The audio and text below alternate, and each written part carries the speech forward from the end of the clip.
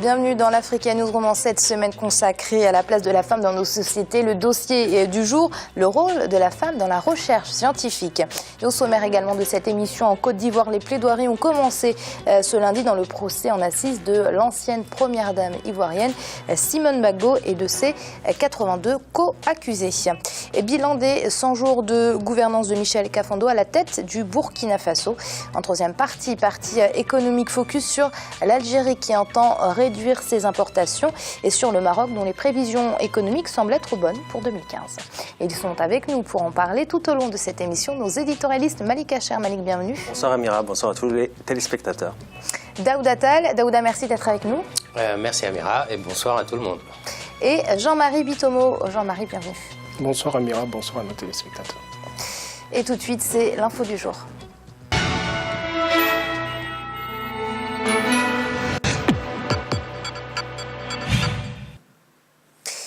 En Côte d'Ivoire, les plaidoiries ont commencé ce lundi 2 mars dans le procès en assises de l'ancienne première dame et épouse de Laurent Gbagbo, Simone Gbagbo, et de ses 82 co-accusés. Les avocats de l'État réclament 3 milliards d'euros de dommages et intérêts. Kekelia Feto.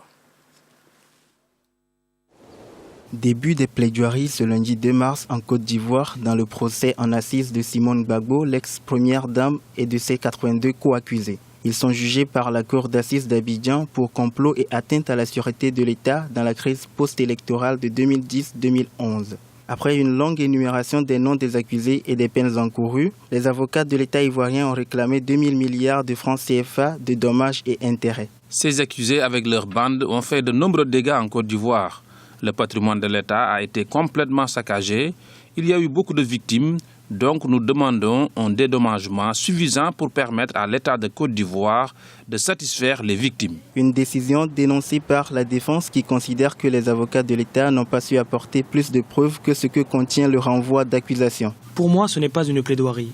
On est encore venu nous lire l'arrêt d'accusation. Sinon, qu'est-ce qui a été dit de nouveau? Qu'on apporte la preuve de l'accusation.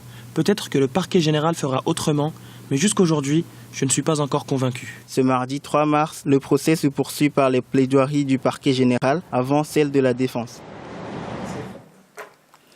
Alors Jean-Marie, 3 milliards d'euros, ça vous paraît énorme comme somme, même fantaisiste, comme l'avocat de Simone Gbagbo l'a dit? Par rapport, comment dirais-je, aux accusations, c'est comme on le dit souvent sur ce plateau, par rapport à un procès qui est posé.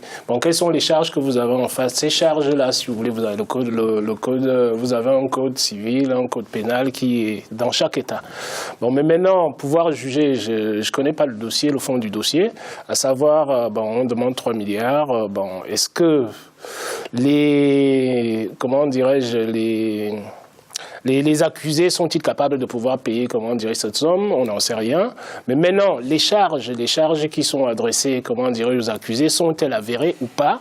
Pour l'instant, je suppose que ce sont des propositions qui sont faites par le procureur éventuellement pour la suite du dossier. Donc à ce niveau-là, ce dossier-là, c'est un dossier qui est assez complexe. Là, on avance, on est au début du dossier, comme vous le dites, Amira, mais déjà, on nous avance des sommes. Je ne sais pas sur quoi reposent, si vous voulez, ces sommes-là, mais en tout cas, j'ai pas d'avis personnel, si vous voulez, à donner par rapport à ce dossier-là, qui me semble très, très complexe et très, très déstabilisateur pour la scène politique ivoirienne. Alors, Daouda, on parle donc de 3 milliards d'euros. Là, on est au niveau des condamnations civiles.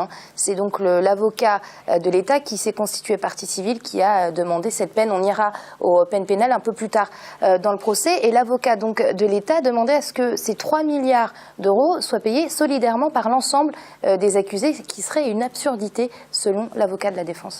Oui, c'est curieux, effectivement, Amira. La somme est déjà un peu fantaisiste, je trouve, quand même, parce que même s'ils sont 82 ou 83, si chacun se cotise, à mon avis, ça fera pas le compte non plus. Bref, tout ça pour dire que ce procès est quand même assez curieux, parce que même si on connaît pas tout le fond du dossier, on peut quand même se poser la question. D'ailleurs, vous l'avez dit, l'avocat de l'État qui s'est constitué partie civile, et d'ailleurs c'est la seule partie civile dans ce procès. Donc ce qui est quand même étonnant, d'habitude les organisations de défense des droits de l'homme, s'ils estiment que le procès va dans le sens d'une justice équitable, elles ont l'habitude de se porter partie civile également, là ce qui n'est pas le cas. Même si on ne connaît pas le fond du dossier, je me permettrai quand même de revenir un petit peu sur finalement ce déroulement, parce que il me semble de mon point de vue que ça manque quand même de preuves matérielles, parce qu'atteinte à la sûreté de l'État, en général, c'est un fourre-tout. Ça c'est connu que à la base, c'est des questions des faits d'espionnage ou de haute trahison, etc. À l'époque, historiquement, on mettait ces éléments à charge dans tout ce qui est atteinte à la sûreté de l'État. Aujourd'hui, je veux bien aussi quand il y a une personne qui incite une partie de la population à prendre les armes contre une autre partie, ça peut effectivement être qualifié comme étant une atteinte à la sûreté de l'État. Encore, il faut quand même des preuves matérielles. Moi, je veux bien qu'on brandisse un enregistrement montrant Simone Gbagbo, si c'est le cas, en train de dire « allez faire telle chose, allez tuer, etc. etc. » Pour l'instant, dans ce procès, on n'a pas ni d'enregistrement audio, ni des documents, en tout cas, à la connaissance du public, qui montrent quand même que les faits sont concrets et sont là. Donc c'est assez curieux. Maintenant, on verra bien si... Je pense que la Côte d'Ivoire a quand même besoin plus de réconciliation que de troubles faits. Alors Malik, je vous voyais acquiescer. Ah oui, moi je partage tout à fait ce que vient de dire Daouda. On a l'impression finalement que dans ce procès, c'est un peu le procès des vainqueurs. Il y a les vaincus qu'on juge et puis voilà, les vainqueurs, les vainqueurs qui jugent, pardon, et les vaincus qui sont jugés. Et dans la crise qu'il y a eu en Côte d'Ivoire, il y a eu deux parties qui ont été impliqués dans le conflit. Et malheureusement, quand on voit le procès, on voit que des accusés qui sont affligés du surnom de pro-Gbagbo. Voilà, on voit qu'une partie finalement qui est jugée aujourd'hui. Et en plus, Daouda disait très bien par rapport aux accusations. On n'a pas de preuve matérielle qui a été apportée par l'accusation pour mettre en cause Simone Gbagbo. Faut respecter un peu la présomption aussi d'innocence.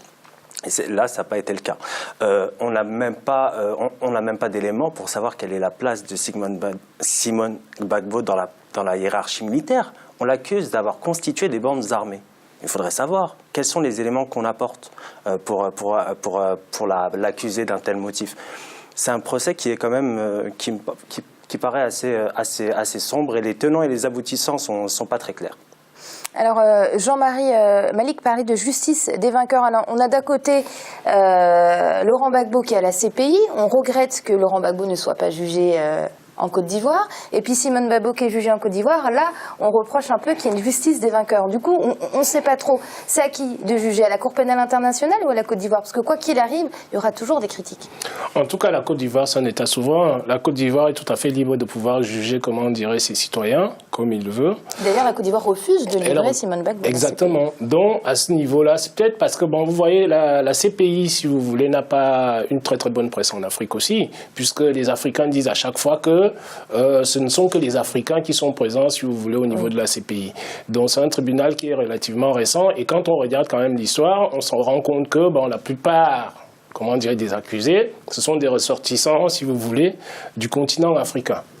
D'un point de vue, si vous voulez, je peux avoir deux positions là-dessus, Amira, ça voudrait dire quoi? Ça voudrait dire que dans un premier temps, on pourrait se dire que, c'est tout à fait logique, comme la démocratie n'est pas suffisamment avancée en Afrique, donc, il est tout à fait logique qu'on passe des dirigeants africains au niveau de la CPI. Je dirais la même chose, si vous voulez, au niveau des Américains. Si on regarde bien la guerre d'Irak que nous vivons aujourd'hui, que se passe-t-il? Il a été question à un moment, si vous voulez, d'introduire le président Bush. C'est pour ça qu'il n'a pas ratifié le traité de Rome. Justement, sauf que à ce niveau-là, les Américains n'ayant pas, comment dire, signé le traité, ils se retrouvent à l'abri. Et il est quelque part, si vous voulez, convenable, et ça peut bien se comprendre que les Africains se disent que cette CPI-là n'est réservée qu'aux Africains. Donc, sur ce point de vue-là, si la Côte d'Ivoire refuse les traditions de Mme Gbagbo, c'est tout à fait son droit. Mais maintenant, est-ce que c'est la justice des vainqueurs? Je pencherai vers ce côté-là aussi, dans la mesure où on sait très bien qu'il y a eu deux factions qui ont été face à face. Donc, dès l'instant qu'il y a une seule partie, si vous voulez, qui est jugée, obligatoirement, on peut se dire que c'est la justice des vainqueurs. Que ce soit avéré ou pas, mais quand on regarde dans les faits, il s'avère très très bien que c'est la justice des vainqueurs qui s'applique en Côte d'Ivoire. 21 novembre 2014, 2 mars 2015, voilà 100 jours que Michel Kafando préside la transition du Burkina Faso. Aujourd'hui, l'heure est au premier bilan. Kekelia Feto. Michel Kafando va conduire la transition au Burkina Faso durant les 12 prochains mois. Cette phrase a tourné sur toutes les chaînes d'information le 17 novembre 2014. 100 jours après son investiture comme chef d'État intérimaire, l'heure est au premier bilan. C'est un gouvernement qui a connu ces périodes très difficiles, qui a longtemps balbutié avant donc de retrouver, si on peut ainsi dire, ses marques. Les problèmes fondamentaux qui ont poussé le peuple burkinabé à se révolter n'ont pas connu de solution. Bien que ce gouvernement-là avait fait beaucoup de promesses, les problèmes sociaux demeurent toujours. Vous vous souvenez, il n'y a pas très longtemps, les syndicats ont appelé à des manifestations pour exiger donc qu'on baisse le prix du carburant et entre autres. Donc, ce que le Burkinabé attend, c'est que ce gouvernement-là conduise la transition et puis peut-être passer la patate chaude au président qui sera élu et on verra bien parce que j'ai toute l'impression qu'il n'y aura pas d'état de grâce pour ce président qui sera élu là. La réouverture du dossier Thomas Sankara, la promotion de la justice sociale et l'équité pour favoriser la cohésion nationale, voilà entre autres les promesses faites par le président Michel Kafando lors de son discours d'investiture. Du côté des observateurs, on se félicite de ce processus de transition politique enclenché au Burkina Faso. Dans ce processus-là, on voit bien que même des choses qui sont anciennes ont été remises sur la table pour essayer de replacer un assainissement global dans la société. On a par exemple l'assassinat de l'ancien président, on a le Norbert Zongo, on a Sankara. Donc tous ces procès-là sont remis sur la table par rapport aux personnes qui ont participé. Donc j'estime que cette transition, c'est une transition consensuelle qui se passe relativement bien et qui exprime très bien la maturité du peuple burkinabé. Pour ses 100 jours à la tête du gouvernement, Michel Kafando propose que l'ancienne garde présidentielle de Blaise Compaoré, le président déchu, participe à la lutte contre Boko Haram. Le Burkina connaîtra en octobre 2015 une élection présidentielle qui devrait ramener la stabilité politique dans le pays. Daouda, c'est assez compliqué de parler de bilan pour un président de la transition.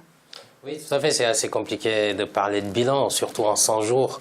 Maintenant, c'est d'autant plus compliqué de parler de bilan sur le plan économique, puisque quand on a un gouvernement de transition, on n'a pas la visibilité. Ce gouvernement n'a pas la visibilité pour pouvoir dérouler des plans de développement pluriannuels, etc. Donc là, c'est du maintien, essayer de maintenir une certaine stabilité économique. Par contre, sur le plan politique et sur le plan sécuritaire, je pense que moi, c'est un bilan positif quand même. Je dirais même chapeau à Michel Kafando, parce que quand un pays est en transition, c'est là où ce pays est le plus vulnérable. Puisque ce qui a conduit à cette transition, le soulèvement populaire, aurait pu aussi déraper pendant cette transition, etc. Et là, la situation politique au Burkina Faso est relativement calme. Il y a eu une menace à un moment donné du régiment de sécurité publique présidentiel, les RSP. Ça a été bien contenu et bien géré. Je pense que à ce niveau-là, c'était le seul risque que je voyais qui pouvait éventuellement perturber cette transition sur le plan politique. Mais là, il y a des négociations qui sont en cours. Il y a une commission qui s'occupe de reclasser ou recaser. On a parlé de leur implication potentielle dans une force multinationale pour lutter contre Boko Haram, etc. Ça peut être un point de chute, parce que c'est quand même des gens qu'il ne faut pas laisser comme ça sans les encadrer.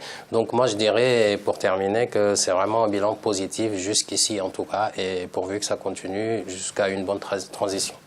Alors Jean-Marie, on l'a vu en Libye, Tunisie, Égypte, tous les pays du continent qui ont destitué leur président par voie révolutionnaire ont eu des périodes de transition très tourmentées. En termes de stabilité sécuritaire, le Burkina Faso fait figure d'exemple. J'irai dans le même sens que Daouda tout à l'heure, parce que bon, je le dis assez souvent, le Burkina Faso, c'est un pays qui est vraiment mûr et très très pragmatique. Il a remercié le président Kafando là tout à l'heure, Daouda, et moi je parlerai de l'ensemble de la société burkinabé. Une population mature? Une population qui est très très mature, parce que vous avez la société civile qui a son mot à dire. La semaine dernière, on parlait des chefferies. On a parlé des chefferies. Ici, là, on voit que les chefferies jouent un rôle essentiel dans la stabilisation de la crise burkinabé, et surtout dans cette stabilisation-là, ce sont des membres actifs, ce ne sont pas des gens qui sont là uniquement pour pouvoir donner des avis, ils y participent. Donc à ce niveau-là, j'estime que les 100 jours, c'est très très peu pour pouvoir juger l'action d'un président. Mais par rapport à votre exemple que vous avez pris, Amira, quand on regarde les autres transitions qui a eu lieu, on voit tout ce qui se passe en Libye. En Libye aujourd'hui, c'est la catastrophe totale. Tout simplement pourquoi? Parce que personne ne maîtrise rien. Tout simplement pourquoi? Parce que vous n'avez pas d'organisation sociétale forte pour pouvoir maintenir les choses. Alors qu'au Burkina Faso, c'est vrai que vous avez eu l'armée qui a joué un rôle essentiel là, durant cette crise-là, mais vous avez aussi la société civile de l'autre côté. Vous n'avez pas des milices qui sont nées. Par contre, je reviendrai sur un point là tout à l'heure, c'est le point de, comment dirais-je, du bataillon spécial, c'est-à-dire de la présidence de la République. C'est pas parce qu'on va envoyer ces gens-là en guerre que ça voudrait dire pour autant, c'est-à-dire parce qu'ils vont aller combattre, pour autant qu'ils seront absous éventuellement. Pour l'instant, je présume de rien. Je me dis qu'il ne faudrait pas qu'on se mette dans la tête que ces gens-là seraient éventuellement absous, parce que c'est la société civile qui a demandé la dissolution, si vous voulez, de ce régiment spécial-là. Donc à partir de là, ils peuvent rendre service, si vous voulez, par rapport à la lutte contre Boko Haram, mais je ne pense pas que s'il y a des exactions qui ont été commises, que ce soit passé par perte et profit, sous le prétexte qu'ils sont partis combattre sur le terrain. Et ce sera le mot de la fin pour cette première partie en tout cas, puisque c'est l'heure de marquer une pause. On se retrouve très vite pour la suite de l'Africa News. On remet tout de suite.